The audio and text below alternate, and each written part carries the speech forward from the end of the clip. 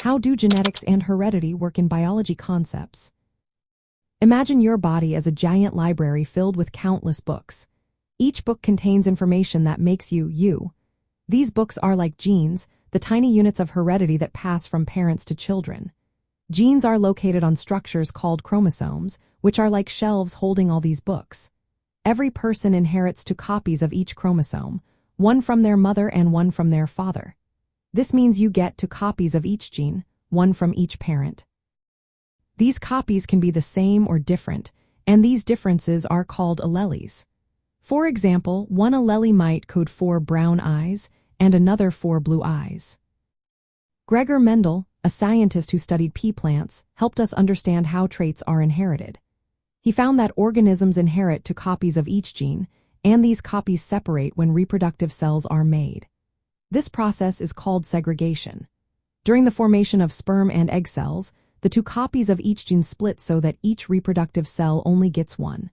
When a sperm fertilizes an egg, the resulting offspring has 2 copies again, one from each parent. This explains how traits are passed down through generations. Mendel also discovered that genes for different traits are inherited independently of each other. This is called the law of independent assortment. It means that the inheritance of one trait, like eye color, does not influence another, like hair color. These principles help us understand the variety of traits seen in families and populations. The specific combination of alleles you inherit determines your traits, called your phenotype. If you inherit a dominant allele for brown eyes, you will have brown eyes, even if you also have a recessive allele for blue eyes. Dominant alleles tend to mask the effect of recessive ones. But not all traits follow simple rules. Some show incomplete dominance, where blending occurs, like pink flowers from red and white parents. Others show codominance, where both alleles are fully expressed, like in certain blood types.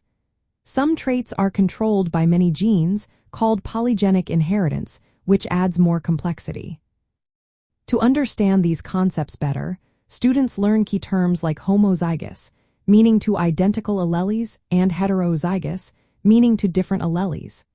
Using tools like Punnett squares helps predict the probability of offspring inheriting certain traits. Recognizing exceptions to Mendel's laws, like incomplete dominance, helps deepen understanding.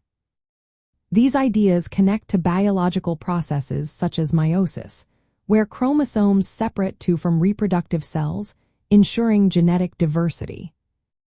Knowing how genetics work is essential for understanding human traits, genetic diseases, and advances in medicine. It helps us see how traits are passed and how variations occur. Mastering these ideas prepares students for more complex topics and real-world applications. In short, genetics and heredity are about how genes and their alleles are transmitted from parents to children, shaping the diversity of life we see around us.